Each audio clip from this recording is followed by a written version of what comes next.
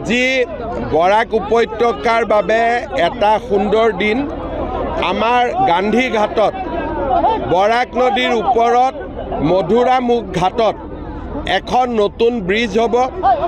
80 কোটি টকা আমি খৰচ কৰিম আৰু উইদিন 2 ইয়াৰ্ছ আমি ইয়াক কমপ্লিট কৰিম। ভাল কনষ্ট্ৰাকশ্যন কোম্পানী এটা কাম পাইছে, যোনে ভাল ভাল কমপ্লিকেটেড কাম আগতে কৰিছে। মই ভাবোঁ এই দলংটো সুন্দৰ কৰি হৈ যাব। আৰু বৰাকৰ ওপৰত আপোনালোকে জানে যে বহুতবিলাক দলঙৰ কাম চলি আছে। চিলঘাটৰ ওপৰত দলং 50% কমপ্লিট হৈছে। আমাৰ কৰতিগ্ৰাম সেতুৰ এই দলঙৰো কাজ অক্টোবৰৰ ভিতৰত কমপ্লিট হৈ যাব। শিলচৰত ফ্লাইঅভাৰৰ কাৰণেও চেংচন হৈছে, কণ্ট্ৰেক্টৰে কাম পাইছে। বৰাকত যিমানবিলাক ডেভেলপমেণ্ট হৈছে আগত কেতিয়াও হোৱা নাছিলে।